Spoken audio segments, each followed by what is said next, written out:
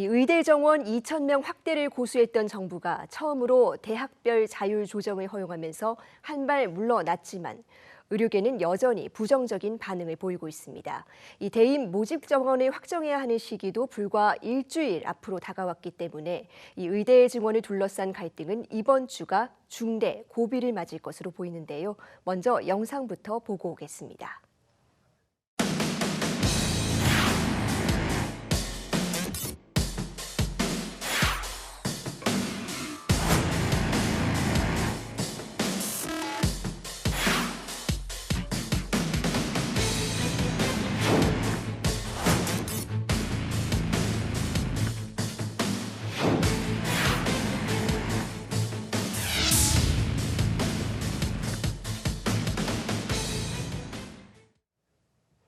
네, 지금 의료 현장에서 가장 어려운 분야로 꼽히죠. 이 소아응급의료 전문의 출신 개혁신당 이주영 당선인과 이 의료개혁 현안에 대해서 자세히 짚어보겠습니다. 어서 오세요. 안녕하십니까. 예, 반갑습니다. 이번 총선에서 이 개혁신당 비례대표 1번 후보로 이 국회에 진출하시게 됐습니다. 먼저 소감 한 말씀 부탁드립니다. 일단 저와 저희 개혁신당에 지지를 보내주신 국민 여러분께 너무 감사드리고 앞으로 좋은 모습 보여드리기 위해서 노력하겠습니다. 저는 의료인으로서 비례대표로 영입이 된 상황이었기 때문에 지금 제가 할 수 있는 것은 의료계에 대한 올바른 목소리를 내는 것, 현장 이야기를 잘 전달하는 것이 우선이라고 생각하는데요. 저희 개혁신당은 비례대표 전원을 각 분야의 현장 전문가들로 꾸려본 경험이 있기 때문에 앞으로는 의료계를 넘어서 각 현장의 목소리를 잘 듣고 그 현장의 애로를 잘 듣고 그래서 발전적인 방향으로 함께 나아갈 수 있도록 애쓰겠습니다. 예, 이 뜨거운 현안부터 여쭤보겠습니다. 이 의대 증원 둘러싼 갈등이 2달 넘게 이어지고 있습니다. 이 정부가 지난주에 올해 한해서 증원 규모를 50%까지 줄일 수 있도록 허용하겠다라는 입장을 밝혔습니다. 네. 어떻게 보셨습니까? 사실 의료계도 그렇고 저희 개혁신당 당론도 그렇고 지금 저희가 이것을 반대했던 것은 2,000명 자체가 과하기 때문이 아니었습니다. 2,000명에 이르는 그 추계 과정 자체가 현재의 의료나 미래의 의료에 대한 고찰 없이 숫자만으로 먼저 제안이 되었기 때문에 그 과정과 그 결과에 대해서 저희가 자신할 수 없는 부분이 있었고 그래서 그 결론에 이르는 과정이 과학적이지 않고 합리적이지 않았기 때문에 반대를 했던 것이지 2,000명 자체가 싫었던 것이 아니거든요. 오히려 근거가 있다면 다른 숫자는 더 합의가 가능했을 수도 있습니다. 하지만 근거에 대한 논의 없이 2,000명을 줄이겠다고 해서 합의를 한다는 것은 사실 저는 흥정에 가깝다고 생각합니다. 그렇기 때문에 원점 재논의 없이 과정에 대한 논의 없이는 숫자가 바뀐다고 해서 논의가 가능해지지는 않을 것 같습니다. 예, 사실 이 의대 증원의 취지가 필수 의료를 살려보자는 거였습니다. 이 소아과 그중에서도 응급의료는 가장 이 사정이 어려운 분야로 꼽히는데 불과 몇 달 전까지 네. 바로 그 현장에 계셨습니다. 네. 지금 가장 시급한 과제를 뭐라고 보십니까? 사실 저는 이 필수 의료라는 말에 조금 반대를 하는 입장인데요. 필수 의료, 필수과가 있는 것이 아니라 핵심 의료의 영역에 있는 것이기 때문에 소아응급에도 핵심 영역이 아닌 부분은 분명히 있고 피부과나 성형외과에도 핵심 의료인 부분이 분명히 있습니다. 그렇기 때문에 저희는 거기에 대한 정의를 먼저 분명히 했으면 좋겠다는 의견이 있고요.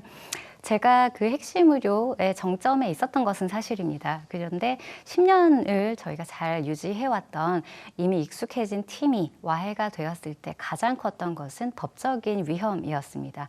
정상적인 의료 행위를 했을 때 개인이 책임질 수 있는 것 이상의 법적인 책임이 계속 강요되는 상황이 반복이 되니 있던 사람들이 자꾸 이탈을 하게 되고 남은 사람들에게 과도한 로딩이 주어지고 그러면 다시 법적인 리스크가 더 올라가게 되는 악순환이었는데요. 지금 있는 사람들이 그것을 버티지 못해서 지금은 이탈하고 있는 상황이다. 파업이 아니라 이탈이고 버리는 것이 아니라 포기다. 이런 관점에서 봐주시면 좋을 것 같습니다. 예, 그렇다면 이 어려운 의료 현실을 개선해야 된다라는 데는 이견이 없을 것 같은데 그렇다면 앞으로의 의료 개혁은 어떤 방향으로 가야 될까요? 저는 뭔가를 바꾸려면 우리가 지향하는 점이 명확해야 한다고 생각합니다. 우리가 국가가, 정부가 그리고 국민 여러분들이 원하시는 원하시는 미래 의료의 방향이 과연 무엇인가, 보장성 측면에서나 접근성 측면, 그리고 의료의 발전 부분으로 다 나누어서 충분한 논의가 있은 후에 그게 가능한 방안에 대해서 정책적으로 추진을 할 필요가 있지, 지금처럼 숫자를 늘리면 어떻게든지 해결이 될 것이다. 그건 좀 무책임한 계획이 아닌가 생각합니다. 예, 그렇다면 이 과정에서 야당, 특히 개혁신당의 역할은 어디 있다고 보십니까? 저희 당이 사실 의석수가 많거나 한 당은 아니고, 그리고 저희는 올바름을 위해서 움직이는 당이지, 야당이다, 여당이다, 보수다, 진보다 거기에 얽매여 있는 것은 아니기 때문에 지금 현장의 목소리를 가장 잘 전달할 수 있는 것이 저희 당이고, 그리고 양쪽에 눈치 보지 않고 올바른 화두를 던질 수 있는 것도 저희 당만의 장점이라고 생각합니다. 계속해서 현장의 목소리를 조율하고 그 가교가 되는 역할을 하겠습니다. 네. 22대 국회에 이제 얼마 후면 개원을 하게 됩니다. 가장 큰 과제는 뭐라고 보십니까? 지금 우리나라를 관통하고 있는 가장 큰 문제는 저는 개인적으로 균열이라고 생각합니다. 세대 간 갈등, 남녀 갈등, 그로 인해서 발생하는 저출산의 문제, 경제 발전이 지금 정체되고 있는 문제, 외교적인 문제까지 이 모든 것은 균열로 저는 설명될 수 있다고 생각하는데요. 지금까지 정부나 각 정당들이 그 균열을 봉합하고자 애쓰기보다 오히려 그 균열을 조장해 오지 않았나 하는 반성을 해봅니다. 그렇기 때문에 저희는 그 사이에 있는 존재로서 그 균열을 잘 봉합하고 국민들이 화합하고, 그래서 대한민국이 더욱 발전적인 방향으로 나아갈 수 있도록 노력하겠습니다. 예, 정말 어려운 시기인데 새 아이의 엄마이자 또 소아과 전문의로 국회에 네. 가시게 되셨습니다. 네. 예, 아이들 삶에도 관심이 참 많으실 것 같은데요. 그럼요. 예, 임기 동안 추진하고자 하는 또 입법 과제가 있으실까요?